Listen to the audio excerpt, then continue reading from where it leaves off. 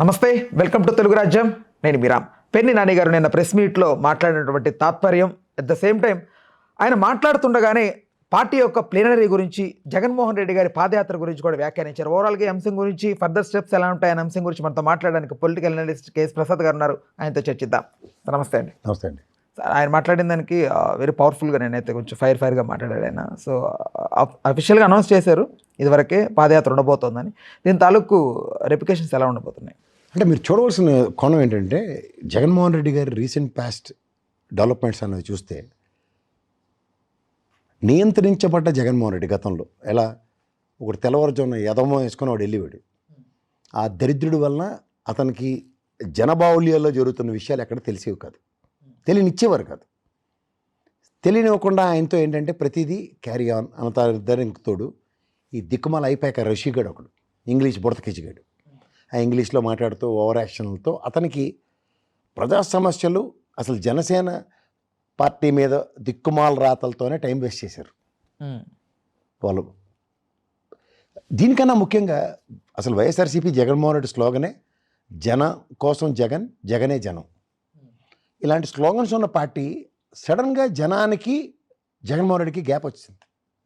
ఏదో ఆయన నవరత్నాల పథకాలు ఇవ్వడానికి వచ్చిన ఆ కార్యక్రమాలకి తప్ప జనాలతో కనెక్టివిటీని ఎప్పుడైతే మిస్హ్యాండిల్ చేశారో ఈ పనికిమాల యాదవులు ఇద్దరూ కలిపి, అది ఆ సెన్సిటివిటీ ఈ తదనంతరం వాళ్ళందరినీ తని తగిలేసిన తర్వాత, ఒకడే తట్టబొడ పట్టుకుని రాత్రే పారిపోయాడు ఒకడు, మిగిలిన తని తగిలేసిన తర్వాత జగన్మోహన్ రెడ్డి మళ్ళీ జననాయకుడు అయిపోయి జనాల్లోకి వెళ్ళే కాన్సెప్ట్ రేవ్ అవుతుంది.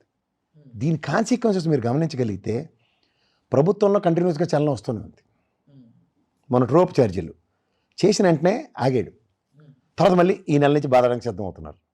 తర్వాత రైతుల యొక్క సమస్యల మీద పొగిలి రైతులు, పొగాకు రైతుల దగ్గరికి వెళ్ళగానే ఉత్తరం రాశారు, మిర్చి ఆడ రైతులకు వెళ్ళగానే ఉత్తరం రాశారు. నేను బంగారుపాళ్యం దీనికన్నా ముందు ఈయన వస్తారని చెప్పిన దగ్గర నుంచి చంద్రబాబు గారి చిత్తూరు పర్యటన, కుప్పం పర్యటన, తదనంతర పర్యటనలో 4 రూపాయలు ఇస్తామని చెప్పి వేరసారాలు, నిన్న క్యాబినెట్ నిర్ణయంలో 2.6 కోట్లు రిలీజు, 260 కోట్లు రిలీజ్ చేసి 4 రూపాయలు కేజీ చెప్పని కొంటాం.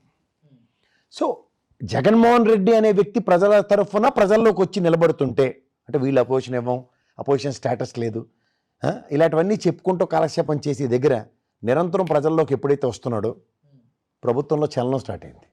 చెప్పాలంటే ప్రజల్లో సమస్యల మీద ఒక అపోజిషన్ లీడర్గా మీరు గుర్తించినా గుర్తించకపోయినా నా బాధ్యతగా కిం కర్తవ్యం అని బయటకు వస్తే దాని ప్రతిస్పందన ప్రభుత్వంలో చలనం కనబడుతుంది.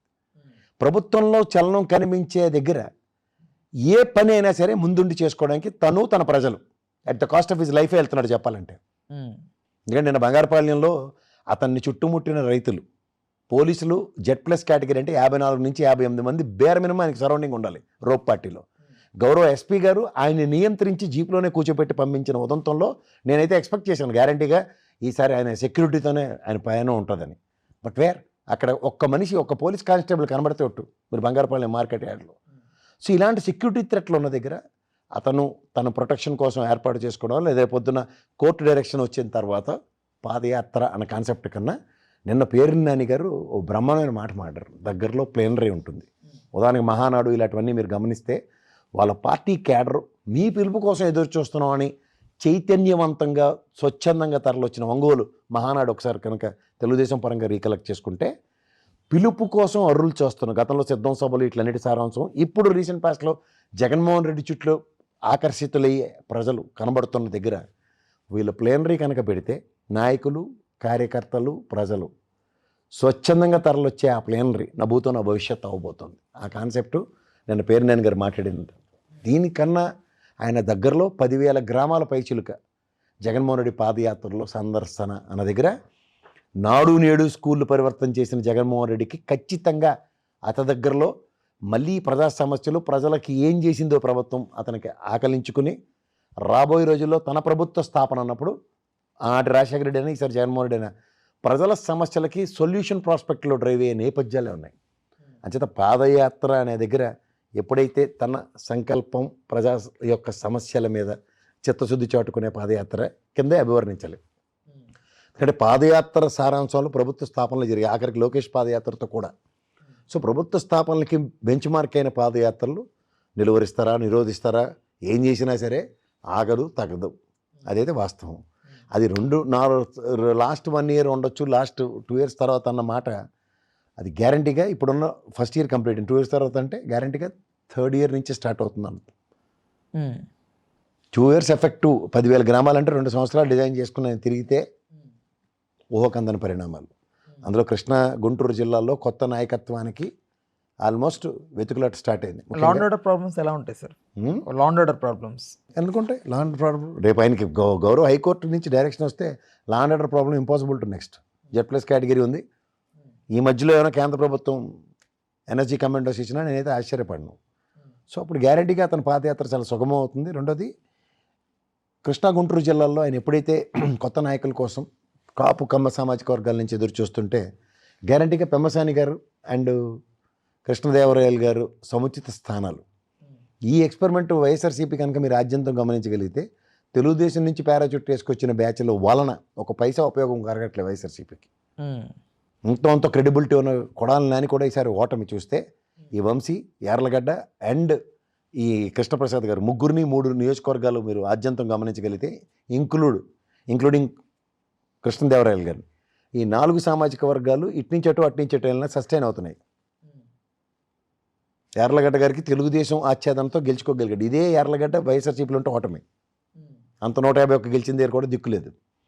ఇదే కృష్ణప్రసాద్ మైలవరం ఓటమి గెలుపు తెలుగుదేశం పరంగా. ఇది ఓటమి గెలుపు. ఓటమి ఫస్ట్ దేవినేని ఉమ చేతిలో ఓడిపోయాడు. తర్వాత వైఎస్ఆర్సీపీ తరఫున గెలిచి తెలుగుదేశం తెలుగుదేశం తరఫున గెలిచాడు. సో ఈ క్యాస్ట్ ఈక్వేషన్స్ వంశీ అయితే చెప్పక్కర్లేదు, వైఎస్ఆర్సీపీ తరఫున ఉంటే ఓడిపోతున్నాడు. సో ఈ క్యాస్ట్ ఈక్వేషన్స్ కృష్ణదేవరాయలని ఈ 4 టెరిటరీలో పెట్టుకుని గుంటూరు, విజయవాడ పరిసర ప్రాంతాల్లో క్యాండిడేచర్స్ చాలా ఇంపార్టెంట్. లాస్ట్ టైం జరిగిన డ్యామేజ్ ఈసారి రెక్టిఫికేషన్కి కొత్త పందాగా తెరలేపుతున్నాడు జగన్మోహన్ రెడ్డి. సో వీటిలన్నిటిలోంచి, ఎందుకంటే పెమ్మసాని గారిని అనే ఒక ఎక్స్పెరిమెంట్ తెలుగుదేశం చేసినప్పుడు సక్సెస్ చూసింది సామాజిక వర్గ పరంగా.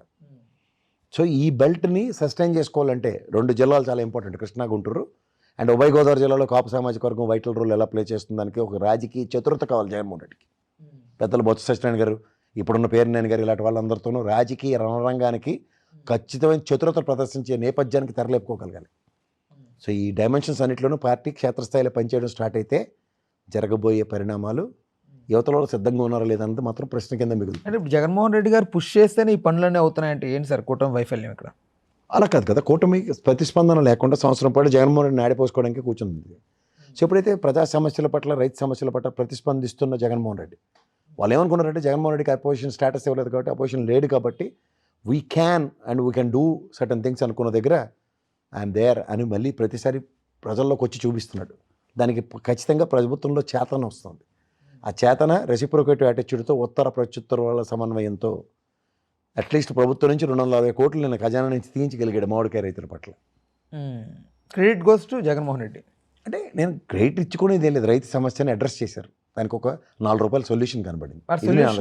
సొల్యూషన్ జగన్మోహన్ రెడ్డి గారి మీద వస్తే అంటే ఆయనే కదా మిర్చి యార్డ్కి వెళ్ళినప్పుడే ఉత్తరం రాయడం జరిగింది, 11,000 10,500 అయినా ఇంకో 500 పెంచండి అని. అలాగే పొగాకు రైతులతో కూడా తర్వాత చలనం వచ్చి ఉత్తరం రాయడం జరిగింది.